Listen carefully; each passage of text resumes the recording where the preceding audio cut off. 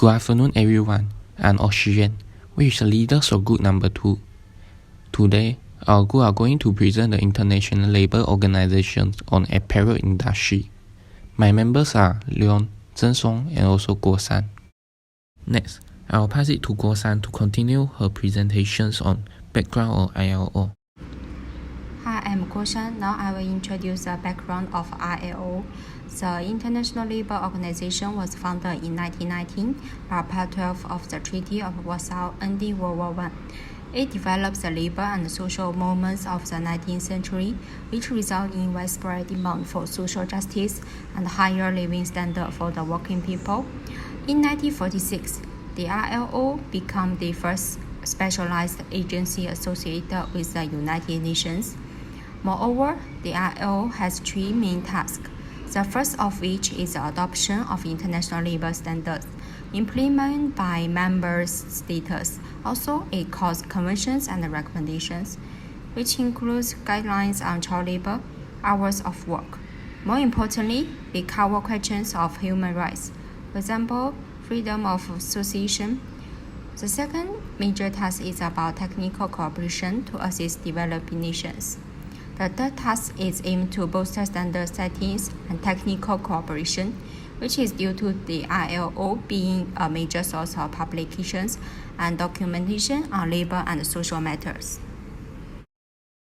When it comes to apparel industry, it can be separated into two major segments. First one is about the production of textile and fabric from raw materials. The second one is about transformation of these fabrics into clothing and other accessories. Manufacturing of clothing usually takes place in countries with low labor costs, and also the demand for their products are exclusively determined by consumer taste and preference. But the downturn in the economy forced many consumers and businesses to reduce their budgets and look for cheaper products. Now I will pass over to Leon to continue. Hi, I'm Leon and I'll be sharing some successful conventions introduced by the ILO. The organization adopted the Protection of Wages Convention 1949 number 95, Minimum Wage Fixing Convention 1970 number 131. These act as guidelines for the industry and allow for the proper setting and protection of wages. Regarding working hours, the Hours of Work Industry Convention 1919 number 1 addresses the 8-hour day and 48-hour week as maximum normal working hours. Firstly, let's take a look at wages. According to the ILO, a number of countries in Asia and the Pacific have introduced changes to wage policies that affects the apparel industry. Myanmar recently became the latest country to introduce a minimum wage, set at 3,600 kyat per day, which is equivalent to around $3. Cambodia has reinvigorated its minimum wage setting system in recent years. Since 2014, Cambodia has undertaken annual reviews of its minimum wage through the Tripartite Labour Advisory Committee, resulting in monthly minimum wage increasing to $140 in 2016. The government of Indonesia introduced a new regulation that amends the way in which minimum wages are set. A formula based mainly on GDP growth plus inflation will now be used to adjust minimum wages. Also, Malaysia has ratified and implemented the Minimum Wage Fixing Convention 1970 number 131. Here are the reasons for the success in raising wages. The close involvement of employers and workers' organizations at all stages of the process to determine minimum wages is a requirement stated in Convention 131. The synergy between governments and social partners allow the concerns and priorities of those most directly affected by the minimum wage policy to be taken into account more effectively, as it allows for better compliance with the decisions taken on the applicable minimum wage rates. Additionally, the ILO ensures adequate information is provided to employers and workers through governments, employers' organizations, and workers' organizations. Lastly, emphasis is placed on sanctions that are effective and dissuasive in ensuring compliance with minimum wages.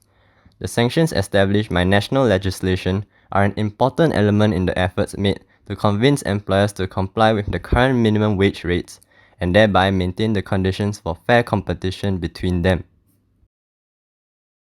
Now moving on to working hours, according to HALT, the research done has shown 24 countries whose total working hours did not exceed normal working hours. Also, these 24 countries accounted for 89% of global apparel exports from developing and emerging countries. The reasons for ILO's success in ensuring proper working hours are as follows. Limitations put in place by the ILO regarding overtime work requires workers to be paid more when they work overtime. In addition, a high penalty rate has been set to make the employer more reluctant to order employees to work overtime. Penalty rates for overtime vary between 125% and 200% of the normal wage, with the most common rate at 150%. Now I'll pass it over to OhSyikYen to talk about some failed conventions. Thanks, Leon. I'll be continuing with the failed convention by ILO.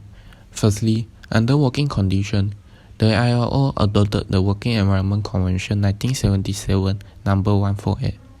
It illustrates that wherever two or more employees undertake activities simultaneously at one workplace, the employer should be responsible for the employee's health and safety. Secondly, ILO adopted the Minimum Age Convention 1973 number 138 to tackle the child labor. The convention says that each member is enforced to pursue a national policy designed to ensure the effective abolition of child labor and to raise progressively the minimum age. Next, let's take a look on the working environment and how ILO convention has failed. From our findings, there are still many workplace incidents, especially in developing countries. For example, the fatal accident of Rana Plaza collapsed in 2013, which leaving 1,129 dead and over 2,000 injured. Even though after the Rana Plaza incident, there are still not fewer than 109 accidents that have occurred in the following years. Among these, at least 35 were from the apparel factory incidents, in which 491 workers were injured and 27 has lost their life. The ILO has failed in working environment is mainly because of the informal economy they are unable to cover by the convention. The specific nature of informal economy is not uniform across country, but relates with the degree and specifics of state regulations. Informal economy workers such as street vendors, home-based workers, domestic workers, and day laborers usually work off the grid and outside a country regulation as well as the labor law. They enjoy subcontracted temporary and part-time workers who succeed on the fringes of formal economy. These jobs typically pay low wage, perpetual worker and human rights violations, provide limited or no social benefits.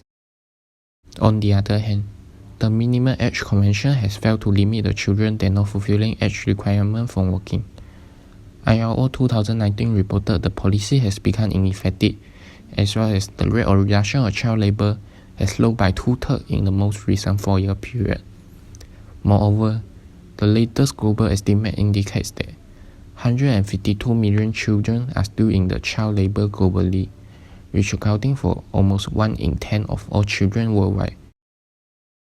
The reason for the convention has failed is because of family-based model of working was so common. It remained difficult to tackle the child labor through a model of transparency in supply chains. Consumers can indirectly give a signal to business that they do not want child labor, and then the supply chain might give a signal to suppliers. However, the supply chain is very long now. It's not easy for enterprise to say no because people can subcontract down to even a family-based level that nobody can to inspect. Child labor exists more in that kind of setting than anywhere else. Hi, I'm Zhen Song. I'll be talking about 4 firms, which is H&M, Fast Retailing, Nike and Zara.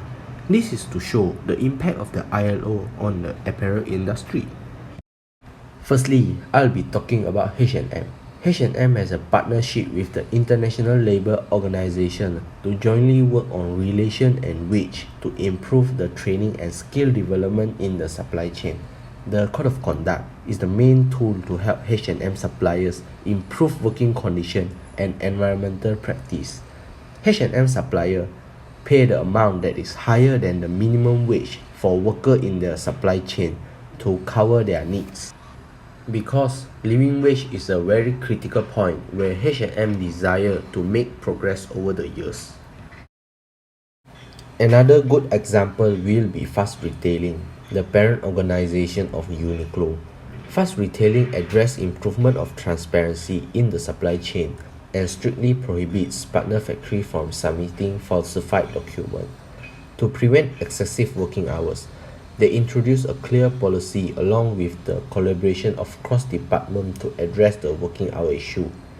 To reduce the working hours of employees, some steps were taken, such as effective planning, worker training, and investment in automation. The production department collects the actual weekly working hours of all employees in those partner factory every month to monitor the situation closely. Regular internal meetings are held to follow up on the progress to minimize the risk of unfavorable situations, such as long working hours. Next, I'll move on to Nike, which failed in working condition. Over the past years, more than 500 workers in Nike's supply chain were hospitalized. In the most serious episode, a worker was recorded over 3 days of hospitalization.